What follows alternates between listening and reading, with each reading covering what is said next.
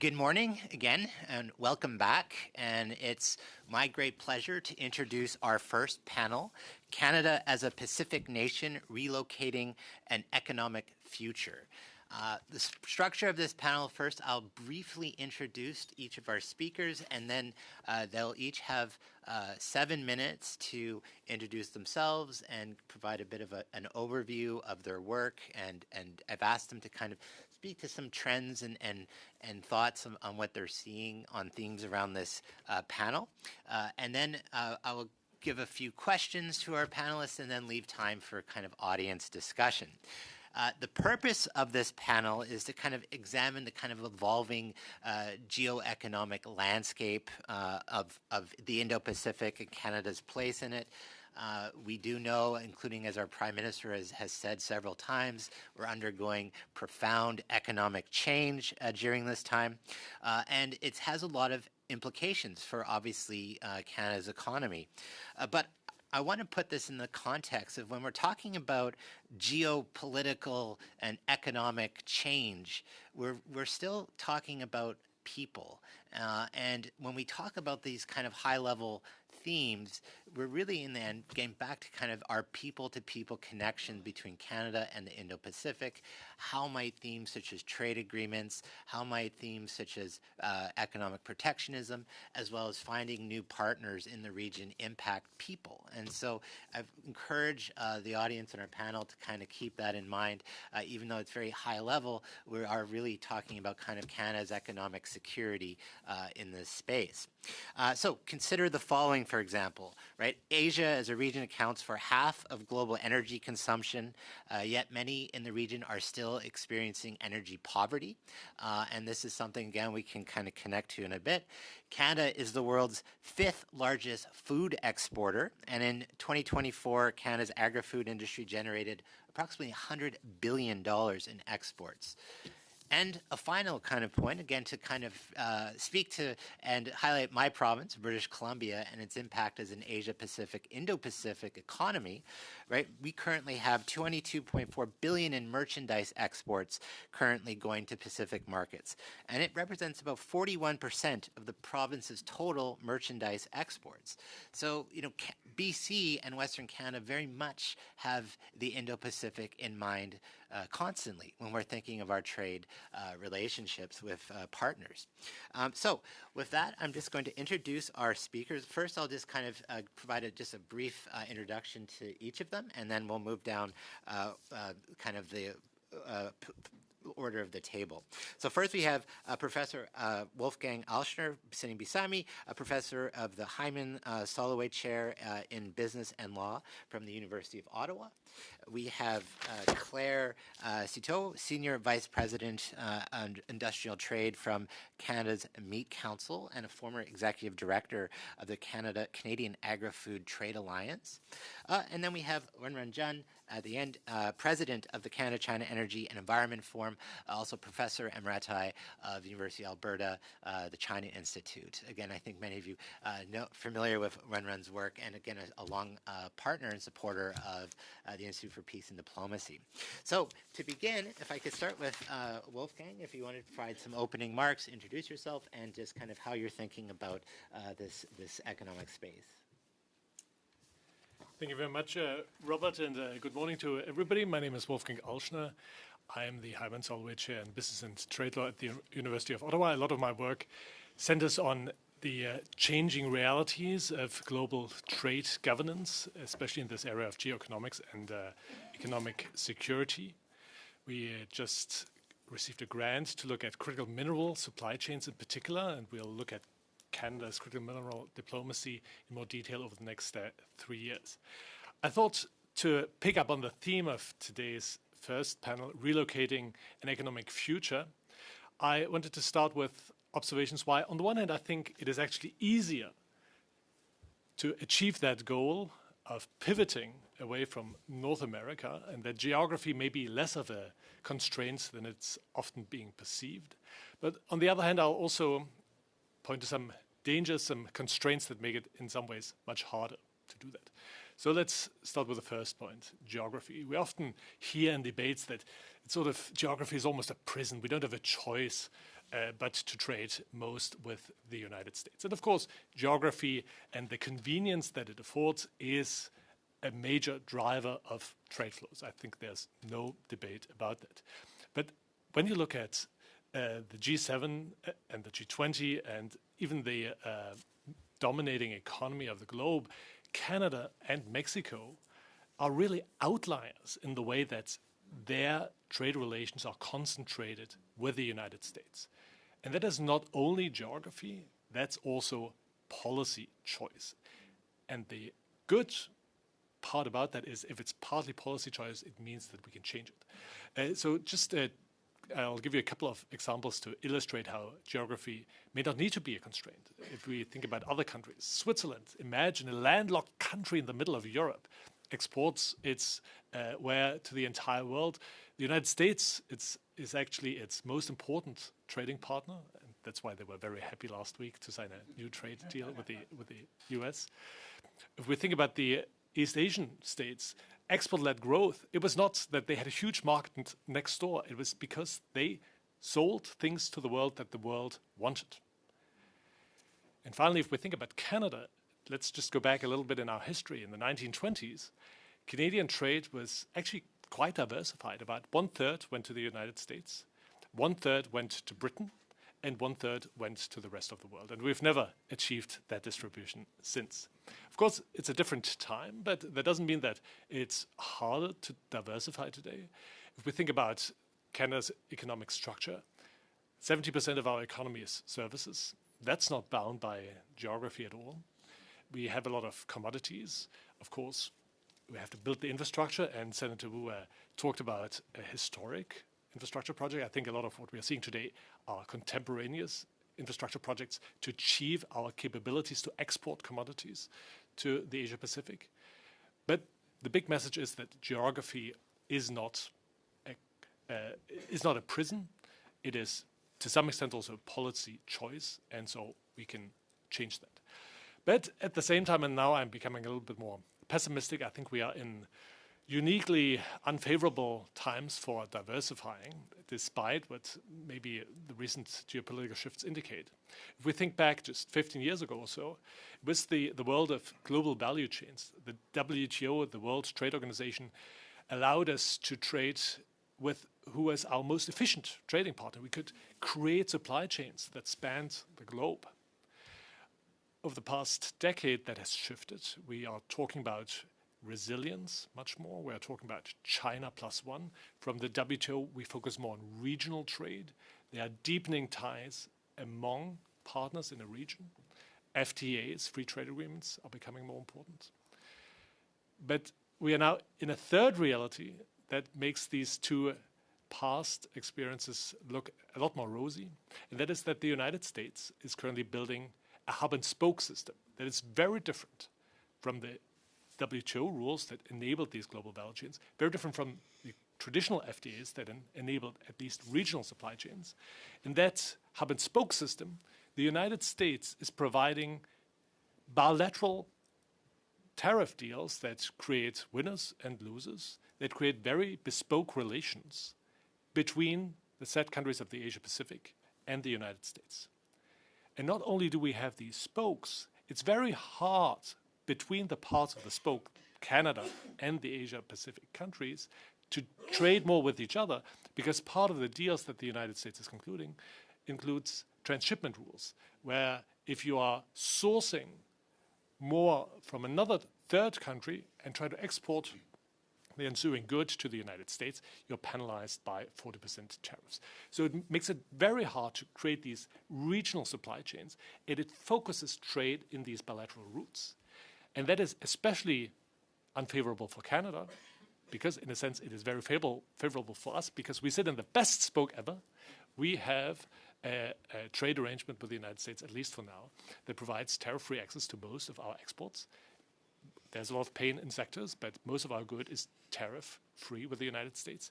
And so there's very, very little reason for Canadian companies to diversify. There's very little reason to set up investments in the Indo-Pacific region in order to export to the world, because we know if we want to get access to the US market, Canada is actually the best place to do it. And because of these tariff deals, we're actually even better placed than the European Union or our other close trading partners, because they have a 15% tariff while we can trade tariff-free. And so counterintuitively, the US trade war, rather than creating an impetus for creating value chains that span the Asia-Pacific, I think it is creating more of a prison of North America, and I think that is at least something we have to keep in mind. I will stop here.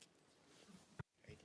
Thank you, Wolfgang. Very, very illuminating and really important observations. And we'll just jump right into Claire, if you wanted to take it from here and just share some thoughts on what you're seeing. And thank you. Thank you.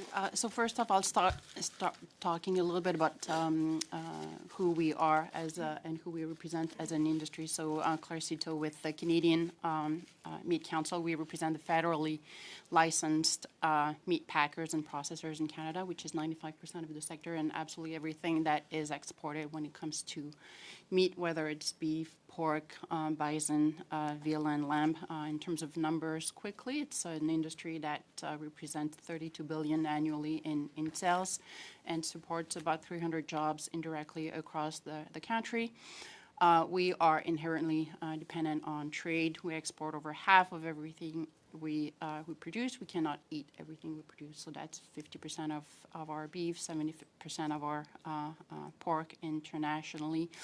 And we rely on trade for two reasons: for value, to get better value for our products, and for carcass utilization. There are many products which we do not consume here in North America that are sold in many places around the world, in particular in the Indo-Pacific and Asian markets as well, where we've been making greater inroads, in part through free trade agreements like the CPTPP, but not solely. There are some markets where we have trade, even though we don't have necessarily trade agreements in place yet. I want to pick up on a comment you made earlier. Yes, we are a massive powerhouse. I think you mentioned the fifth exporter of food products around the world, but we used to be the second. 10, 15 years ago. We used to be in a much stronger place. And I think when we talk about our strength and our vast amount of resources, we need to be cautious about what we measure and what our objectives should be. Our place in the world in terms of ag and food trade has actually been declining. Why? Not because we're not exporting more. And I hear that often. The ag sector continue to reach record export numbers. What's the matter? So I think we need to be cautious about what we measure, count and see if inflation is counted in this, and most importantly, look at our place in the world and where our competitors are eating our lunch. Australia, Brazil, the US, EU. We compete, our farmers and our producers compete with the world's farmers as well. And what we ask for is the level playing field. I want to go back to a comment you made about trade agreements. And yes, we're talking about trade agreements, and we have a tendency, I think, to think that trade agreements is the bridge, and once the trade agreement is implemented, that said, we've got to cross the bridge. Yes, but in highly regulated sectors like agri-food and meat in particular, our real access actually depends on our ability to have our, for example, our meat inspection systems recognized around the world. So that comes with veterinary approvals, food certificates, audits. Without those, we actually cannot export. So the trade agreements help reduce the tariffs. But the work on market access, the non-tariff barriers, which we rely on our CFI officials, not only here in Canada, but around the world, the boots on the ground, is really critical for us to get the ability to get real access to the world's largest markets. Hence why I think we need to, as we look at the Indo-Pacific region and as we are to implement new agreements like with the Indo-Pacific and hopefully the ASEAN and others, look carefully at our FTA, what I call our FTA aftercare, how they are implemented and how we utilize those free trade agreements. If I look at the, just very briefly, the market dynamics for our sector, yes, like many others, we are facing international trade uncertainties, tariffs in China on the pork sector. We are still subject to 25% on tariffs, and that has a real impact on our companies and their ability to continue to produce and employ people, and we're still excluded from China, though we get positive signals about the relationship, and hopefully things continue to go this way. If I look specifically at the Indo-Pacific region, I think we're not talking enough about food security. And to Senator, you asked why revisit perhaps the IPS early on. I think we need to talk more about the food security, which is a security and an economic security question, in my view. Half of the world's 1 billion hungry reside in that part of the world, and it is the largest food deficit region around the world. Key countries in particular are affected. Cambodia, the Philippines, we had the visit of the of agriculture officials from that country, a country that has been affected, for example, by ASF, African swine fever. And the real focus for many of those countries, if you look at their Department of Agriculture, most of them have pushed and wanting to adopt immediate and long-term measures to increase their food sovereignty. What does this mean? What does this mean for us? Key drivers, of course, conflict, climate change, economic shocks, inflation, food inflation, poverty, and so forth. And I want to add to the food security question the water security element as well, which I think we're not talking about enough. Canada does have vast amount of freshwater resources. We do have droughts regionally, and our water utilization for agriculture is 1% to produce products. In many Asian countries, that goes up to 88%. And if we know that half of the population increase is going to come from that particular region in the world, it is going to add pressures on food security and economic security ultimately. Canada, yes, we do have an enormous food trade surplus, and with our vast amount of land and resources,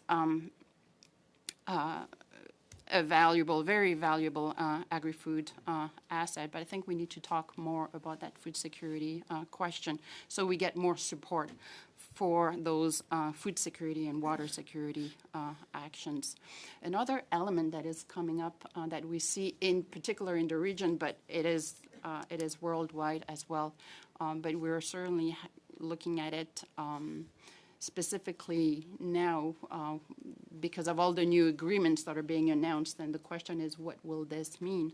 The rise of non-tariff barriers. We've seen a shift globally, but there as well, we've seen a shift towards, as I mentioned, self-sufficiency and economic nationalism, and countries adopting for legitimate but less legitimate reasons at times barriers to slow the import of food.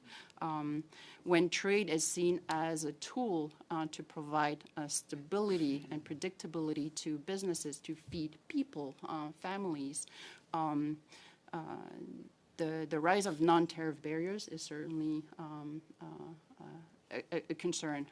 And when it comes to, and I think the concern is the use of food as a a weapon. Certainly, the unraveling is a big worry. And certainly there are things that we can do, from a trade diversification perspective. We cannot, I hear, geography cannot be a prison,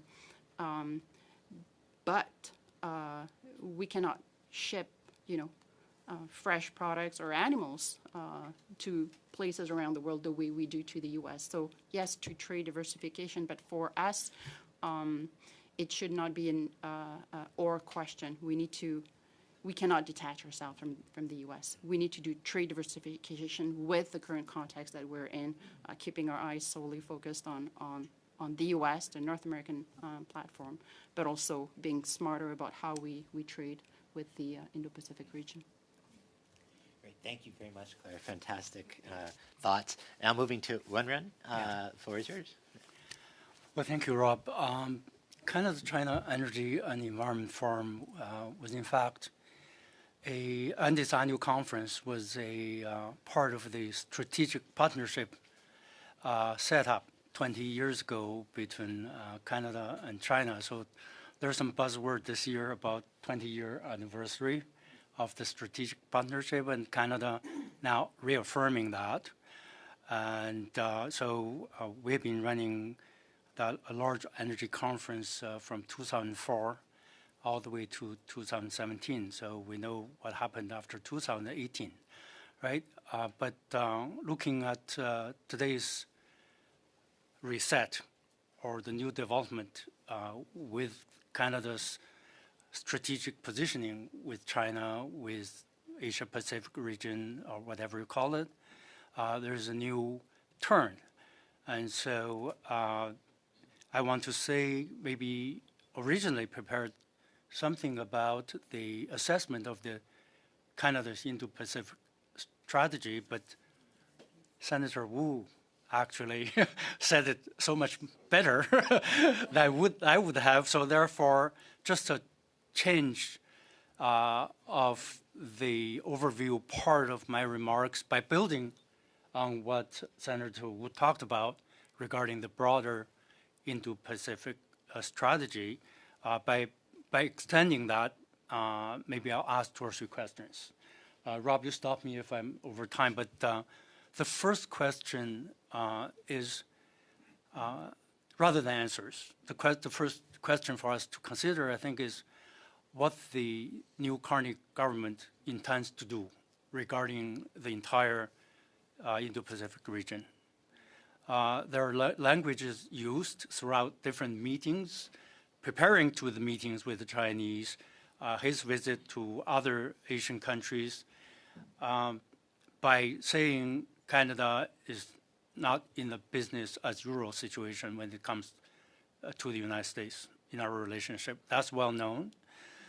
We also Carney also used language with President Xi Jinping saying they want to get rid of the bilateral irritants. So what are they talking about by saying that, right? He called it a turning point for his meetings with Premier Jiang and President Xi Jinping on Canada-China relations. Canada reconfirming strategic partnership as important, and Carney said it's not transactional.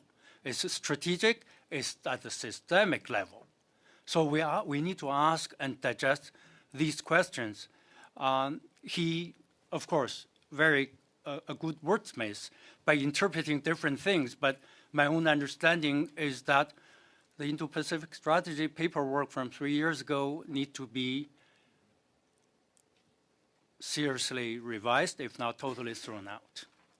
Because that was, as Senator Wu mentioned, a document in the strategic orbit of the United States. And so I think that is the question we need to go to think about how far we're going with this reset of the relationship.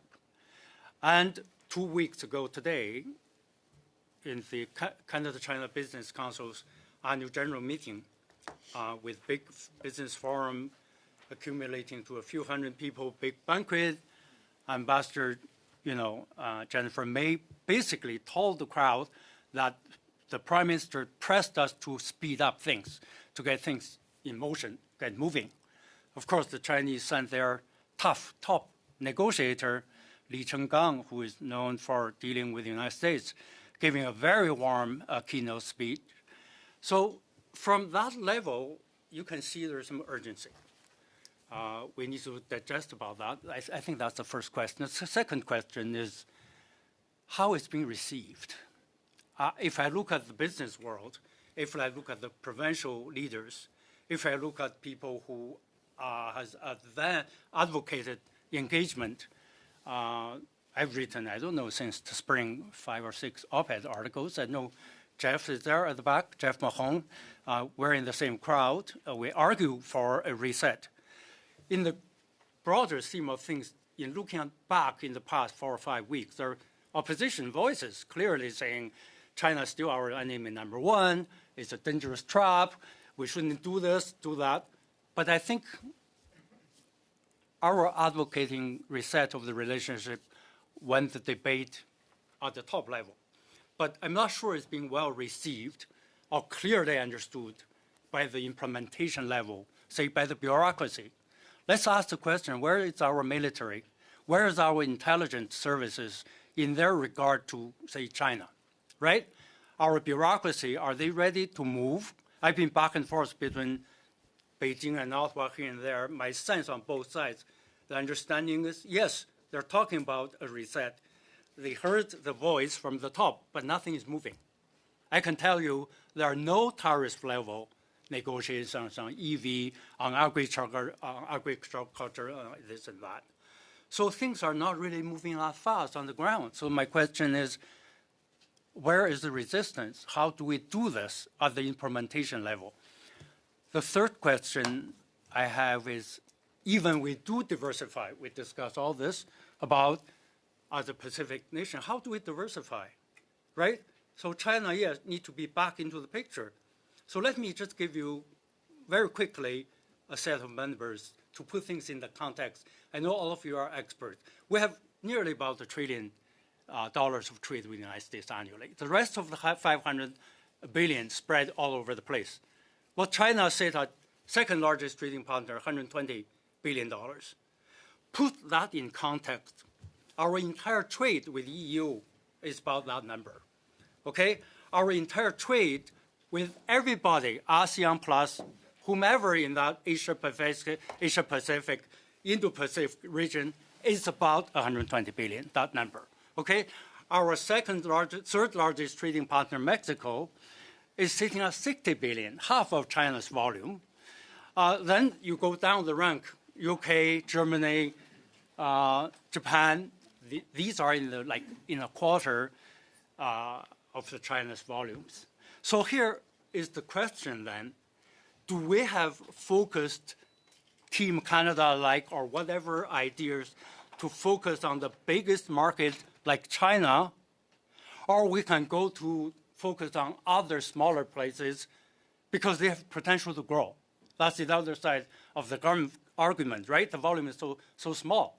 India, what, 12 billion, $13 billion worth of annual trade. There's a lot of potential. Indonesia can go there, right?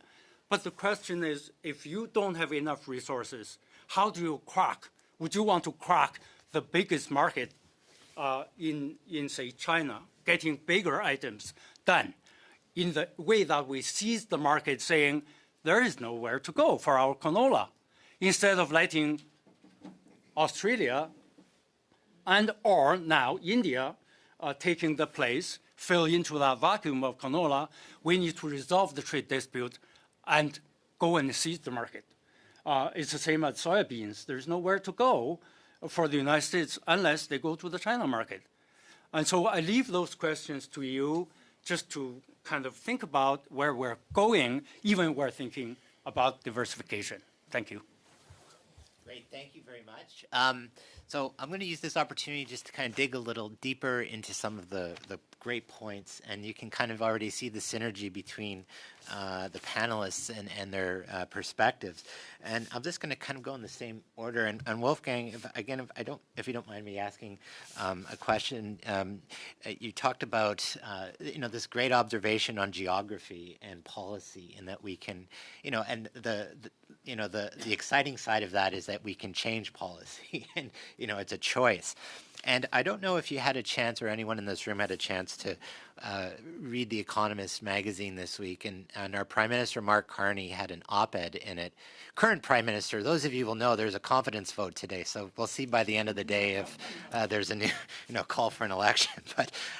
But in the article, and I'm just to read this, and then to get your context on this and how this might guide us in thinking about changing policy, right? That Carney described the emerging global order as a new age of variable geometry. And he defines this as a pragmatic coalition of overlapping partnerships built on shared interests, some shared values, rather than shared institutions. Instead of a single, fully reformed, rules-based trading system, we're moving towards a mosaic of partial agreements and creating docking arrangements between blocks. Now I know I shared that quote with you before, so it's not a gotcha moment. But what are your thoughts on that? And does that give us some sense of how we might rethink our policy choices in the Indo-Pacific? Yeah, so I think the Prime Minister is right to sort of identify the direction of travel of the global system. But of course, many of the constraints and interdependencies that have characterized our path up to here haven't really changed. And I've alluded to our great interdependence with the United States, not only in terms of the reliance on the US, but also how the US relationship is affecting our relationship to China. And that's, of course, also not going away. We have to find ways to navigate both.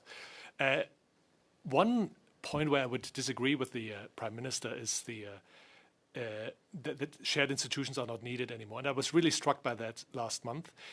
I don't know whether everyone heard that news. It wasn't as big here as it was elsewhere. But while the ASEAN summit was going on and the APEC summit, ASEAN and China created the third iteration of their free trade agreement. So in 2022, 2002, a first framework agreement had been signed by the two blocs. A free trade agreement emerged in 2010. A first revival of that agreement with new protocols took place in 2015, and we're now at the third iteration. So we see a progressive deepening of ties and institutionalization of the trade relationship. If we now look at what has happened between the West and the Indo-Pacific in that same time span, we had the TPP, which of course Donald Trump abandoned and which fortunately emerged into the CPTPP. We had under the Biden administration, IPSF, the Indo-Pacific Economic Framework, which now sort of lies dying somewhere in the dirt. And we have these bilateral deals that I have alluded to earlier. And so we see the United States jumping from here to there without having that same type of consistency. And I think the only way that Canada can then navigate that space is to create a bit more institutionalization, is to create a bit more continuous presence. And ideally, that has to happen in a way that does not upset our relationship with the United States. And so my recommendation would be to be much more fine-grained, to be much more sectoral, to focus on those issues where maybe the United States has a little bit less interest on. Part of the ASEAN-China Agreement 3.0, there was a chapter on green economy, there was a chapter on digital trade. Digital is sometimes a bit of an issue, but green economy, we know that the United States is moving a bit away from that. There might be still points of contention, but how can we exploit the types of flexibilities that we can identify that won't upset the Americans, that allow us to do the and rather than the or, to deepen ties with the United States, but also deepen ties within the Pacific? It's about really being smart and to exploit the opportunities that arise from this variable geometry. There's a lot there that I'm sure we can unpack in a bit of a discussion with the audience. But Claire, if you don't mind, just moving to you, just some your comments really struck me on the food security theme, and and it highlights in kind of in my understanding a lot on the work I do of human security and non-traditional security. And again, the importance that as much as we're talking about tariffs and protectionism and exports and big numbers, it is people in the end that are dealing with.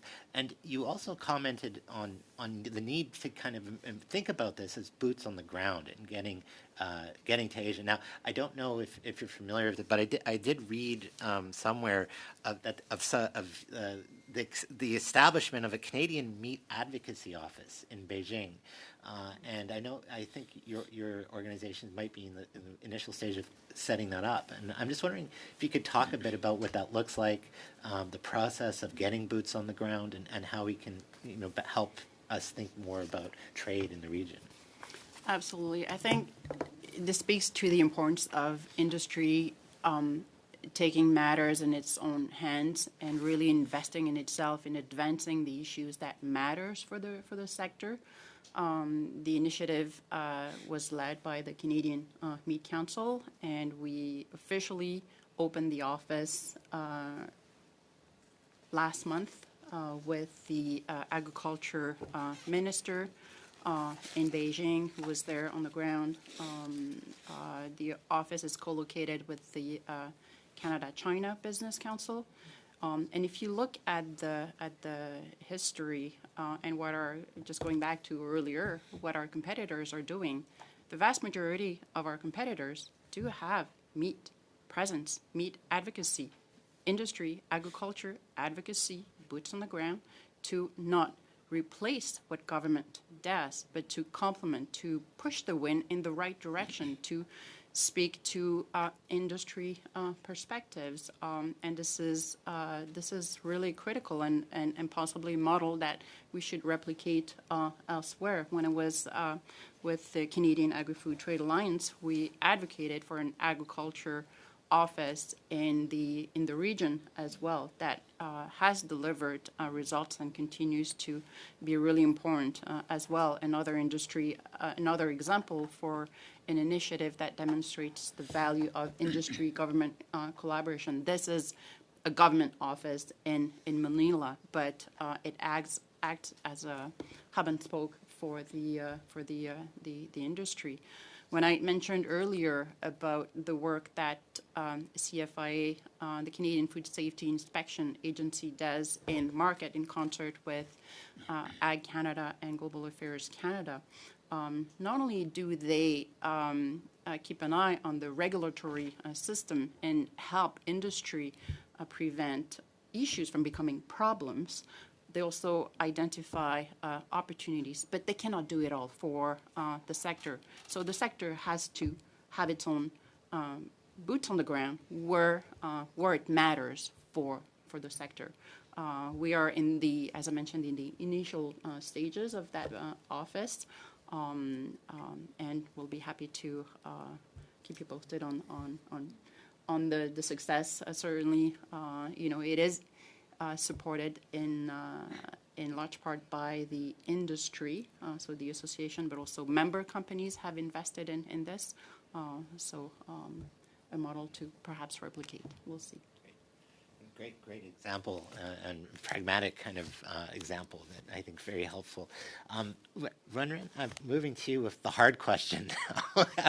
And I guess I'm just wanted to speak a bit on your comment. You're talking about again more engagement with China, and I don't know if you also had a chance to see, but this week China's ambassador Wang Di had an op-ed in the Globe and Mail and talked about win-win between Canada and China.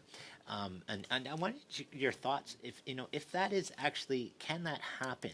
And I want to kind of put it in the context of a conversation that we have a lot in the West and in BC around creating kind of this energy superpower theme that we're looking at.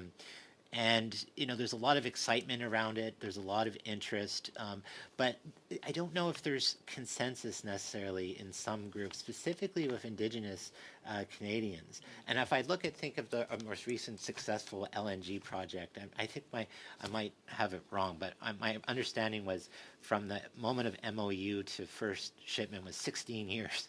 So, how is that going to be sped up realistically to create a win-win? Can it happen? Yeah. What are the barriers? What are your thoughts on that generally? Well, first of all, it's actually good to know that Global Mail actually runs an op-ed from the Chinese ambassador without rejecting it as some kind of official propaganda.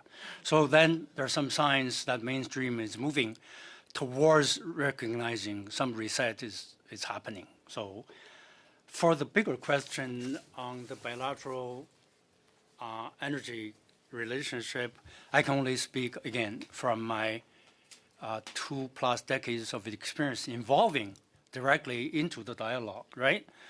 So talking about LNG, we know the LNG Canada officially starting in 2018, but planning started much earlier and only went into production this summer, right?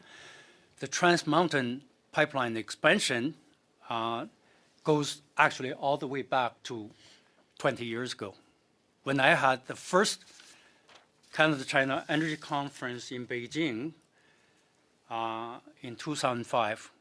Two competing pipeline projects to the West Coast presented by the Canadian side to the Chinese. One is Northern Gateway by Enbridge. The other is then Tarasen, the former U.S. subsidiary company, the predecessor of Trans Mountain, from 300,000 to 900,000 barrels per day. These two rival plants, each about just over 1,000 kilometers, present to the Chinese side on our inaugural big conference in Beijing.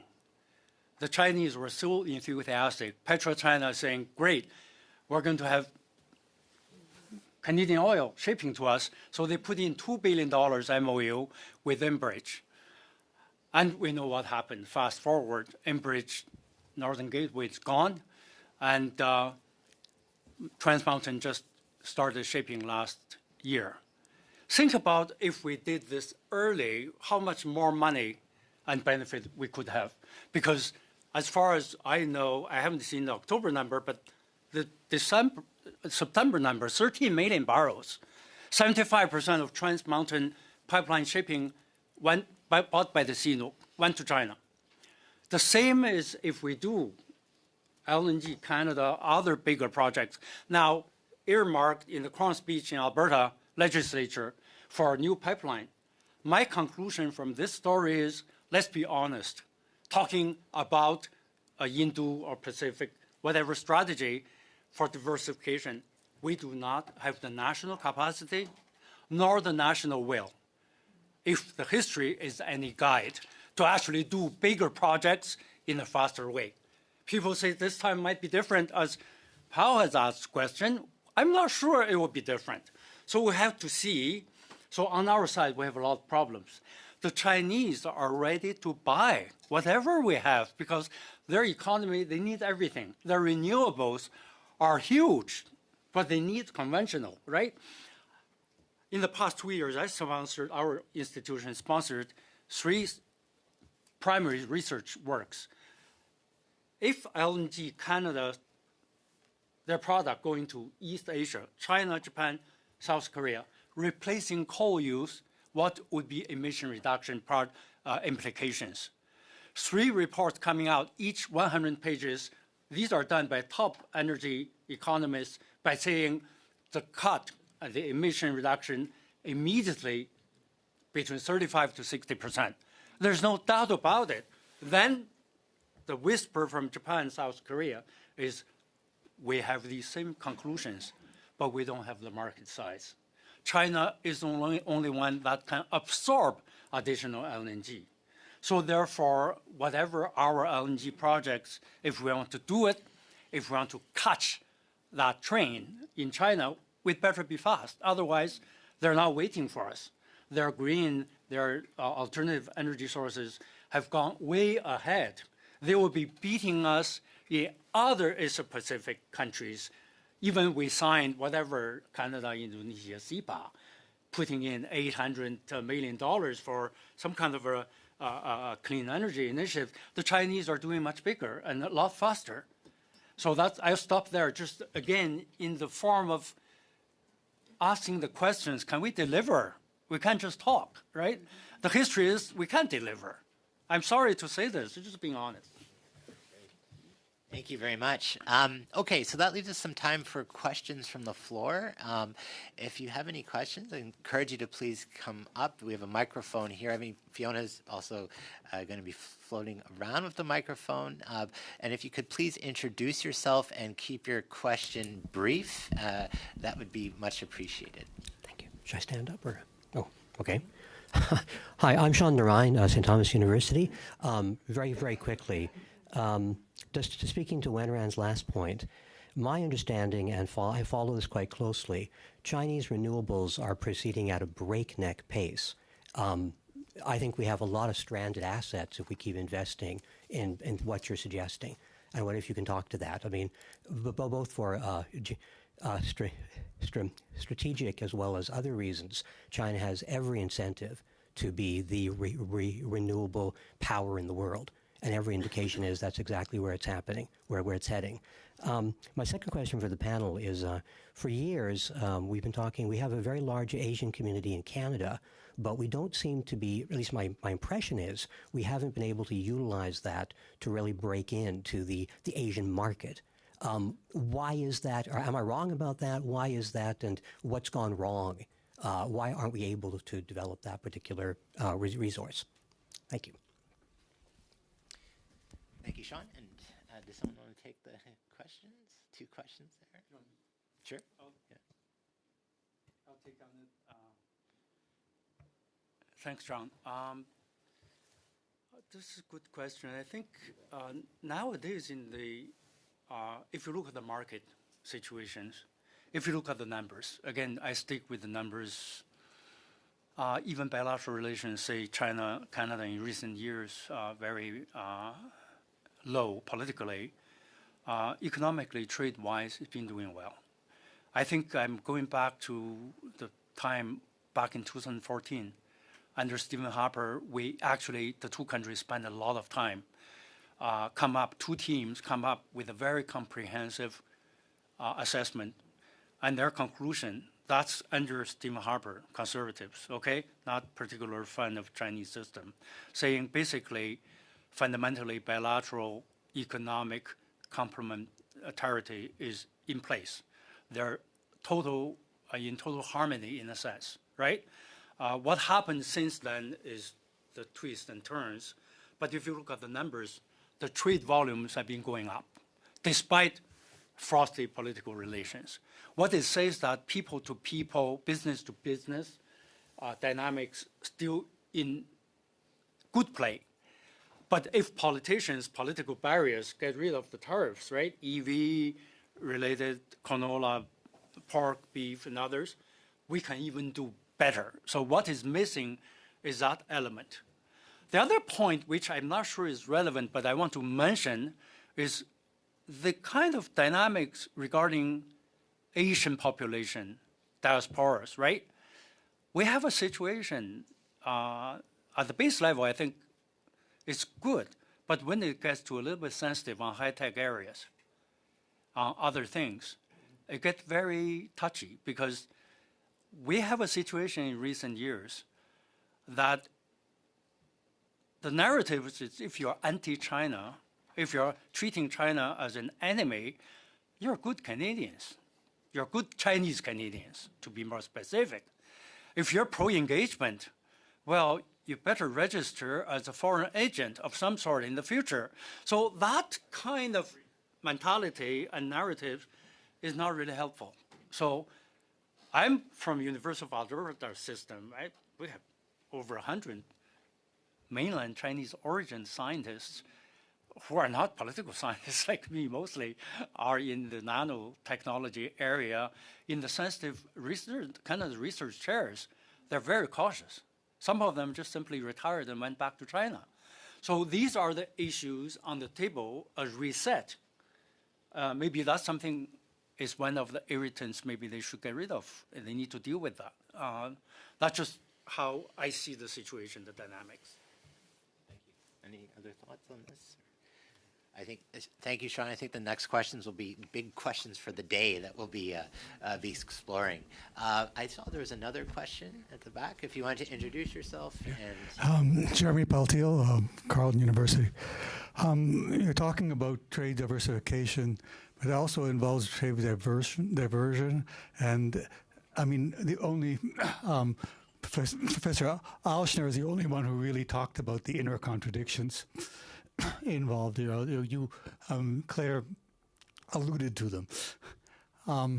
And we need to be more upfront about contradictions. And we need to talk about limited potential for in the Asia-Pacific, Indo-Pacific for trade diversion, and what that means. For example, the high value added stuff, it's not going to be diverted to Asia. We're not going to be selling Ontario-made cars in Asia. But at the same time, we need to protect the auto industry. And then you run into this head-on contradiction with the EV tariffs. So I would like the strategic dialogue to begin, but we have to then begin by actually saying, okay, what are the problems? How do we solve them? And they have to be, and the problem is that there's always another audience in the room. And so somebody needs to be upfront about how we're going to do that. There's no problem with in the commodity areas and agro areas that we can increase volumes in Asia. The question is what happens to a high value added, and nobody really is talking about that. Wolfgang, did you want to take that one? Yeah, I think it's an excellent question, and it's exactly the type of challenge that Canada faces, which is why it's just so hard. I think there are two ways of thinking about it. One is that the existence of trade-offs does not negate the potential existence of win-win spaces. They are just much more difficult to find, and I think part of the task is how can we navigate all these different tensions to find spots where we have those win-win situations, and think about then trade-offs even with respect to the EV tariff, not in very big terms, getting rid of 100% EV tariffs and then letting in canola, but thinking about, all right, how can we address some of the sensitivities, also in relation to sensitivities that the United States might have in relation to what Canada is doing, but at the same time trying to find space where we can work together with China, either through investment or letting in some vehicles, not others, using different types of trade instruments that don't keep Chinese electric vehicles out, but like the EU mitigating their impact through countervailing duties. So I think we have to acknowledge, once we think about this in more complex terms, that there are also more interesting solutions potentially that could be derived.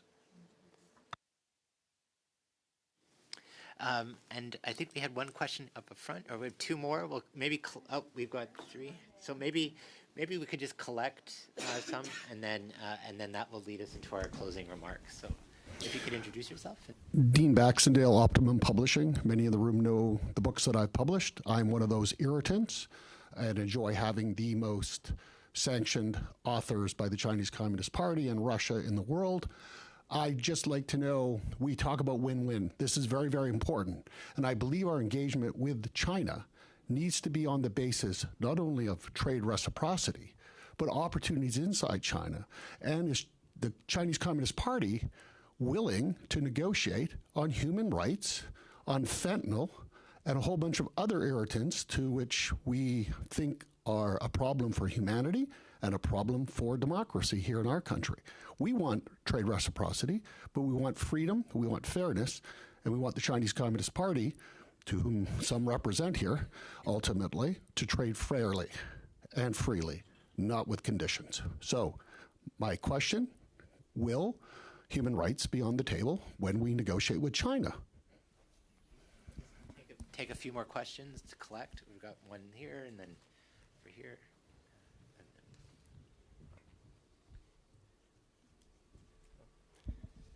Thank you. I'm Marvin Hoff. I'm an international trade consultant. My question for the panel is whether you think our industry, the culture in our industry, is reliant too much on government to map out our strategy and implement it. And I think of my time in India, where I used to see the German Chamber of Commerce come in and be most effective in trade promotion and execution because they had a presence, because there was industry speaking with industry, and those ties continued. And I guess following up on the comments of Wolfgang, couldn't we get, the right industry people mobilized with some incentives to take action by themselves without government always being the player to map out and execute? Thank you. Just one more. Yeah, over here in the middle.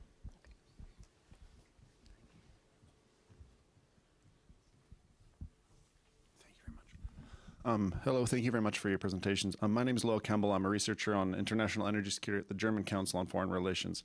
I generally had a comment in responding to, I appreciate Mr. Wu's recommendation to shift the Indo-Pacific strategy away from American security interests, but I also wanted to piggyback this off a comment on high value added, because I think Canadian economic security interests become particularly relevant when we're talking about energy infrastructure. There was a few weeks ago a shipload of electric vehicle buses that arrived in Norway that could essentially be turned off and controlled from Beijing directly. So in this context, I think it's very, very interesting to how do we measure, trading agricultural goods versus these high value good access that essentially also give, proactive intelligence gathering resources. So I think in this context, how do we balance economic security and our national interests in this regard with expanding economic relations with partners such as China? Thank you. So we'll just, does someone want to take the first stab at it? Wenran, do you want to? I'll take a couple of questions. This gentleman, I want to respond to your question. You raised an interesting question that we need to address. You said you wrote books about whatever China. You've been to China, stayed there, visited. They won't let me in. Huh? They won't let me in. It's probably been to Taiwan. Been to Taiwan, been to Hong Kong. The reason I ask is because I want to tell this room I am one of those who actually grew up in China. I'm a first-generation Canadian. I came to Canada 40 years ago for the first time, but I grew up in the turbulent times that I went through starvation. I went through the Cultural Revolution. I went through being sent to the countryside for re-education. I went through China's opening up, went to Peking University, Luckily, and eventually come to Canada. And I can tell you, in one generation time, China's human rights records, in my assessment, has improved. And in the human history comparison in a scale, I don't think any other country historically has achieved in that particular score of achievement in one generation time. That's my first point. The second point, I would like to see people who have concerns about human rights situations in China to go there, experience themselves, and then make assessment. I think most people would probably come away saying China has problems, sometimes serious human rights problems, but we are not in a position morally to lecture and tell them how to conduct their own affairs. I think the Chinese people, 1.4 billion of them, are smart enough to sort things out, and we need to let them do the job themselves. The question on the initiatives beyond government, I totally agree, because the government is not moving. The EV versus canola and other agriculture and related tariffs negotiation is not ongoing. I don't know why it's not ongoing, but there are barriers of various kinds. Therefore, I think the private sector, the think tanks, the academics could probably take actions, say, track 2 dialogues, inviting prominent members on both sides, and then get the government involved as guests in some ways in certain sectors that are having issues that we cannot move forward. I think those can be explored. Thank you. very quickly, I absolutely echo. I think we need to show up in the world. It's a matter of resources, but importantly, leadership, I think. And it's not rocket science. If we look back at I think it was in 2017, the famous Barton report identified agriculture and food as one of those major economic drivers that Canada can push forward on. A number of the recommendations have not been implemented, so we have the roadmap. Perhaps we need to refresh it given the current context, and do a lot more value added and show up in the world. I think you mentioned Germany. We do have the resources to do what Germany did for its auto sector in ag and food, a lot more value-added products that can be sold around the world for higher value. So we've got the commodity space and perhaps a sphere where we can do more if we've got the tool and resources to support our food processing sector. But it's a value chain process. If I look in the meat sector, currently we've got opportunities in Europe, for example, where we are limited because we don't necessarily have enough hormone beef to supply the market. So it is going to take time until we get there, and if there is commercial value, the market signals will be sent to the livestock sector, but it will take time. So it really takes a whole of government and industry approach to be a lot more present in the world and adapt to a world that is changing. And Wolfgang, thank you. Yeah, quickly on the regulation question, or the question relating to the security risk inherent in some of the high-value products. I think one of the confusion that we are currently dealing with is that security concerns and economic concerns are so intermingled, this idea of economic security and so forth, right? So we have to try to tease them a little bit apart. And I think other countries are doing the same thing. In Australia, there are no tariffs on electric vehicles. There are lots of Chinese electric vehicles on the road. Same thing for the UK. But the same security risks are potentially there. So how can we cope and deal with these security risks while at the same time trying to mitigate the impact on trade? And I think there we are really at the beginning of finding solutions. In relation to the question, I'm both German and Canadian, so it's always interesting to reflect on some of the cultural differences. I think here you may be right that some of the initiatives are a bit more government-led, while in Germany it's often more industry-led, which is not always a good thing. Think about the Nord Stream 2 pipeline. But I think, as Claire said, ultimately we need a robust ecosystem where government and the private sector interact, where the government also supports where it is needed. So EDC, I'm very encouraged by the active role that EDC plays. That's also the German export finance is very developed. Similarly, here we see EDC really being leveraged. And I think those types of ecosystems are what make a country into a successful exporter. Great, thank you. I've been told we're completely out of time. In fact, we're over time. So I've saved the final comments for mingling opportunities throughout the day and reception later. But we're going to move to our next panel right after this. But can I get a warm thank you for these excellent presentations and discussions? Hey, thank you very much.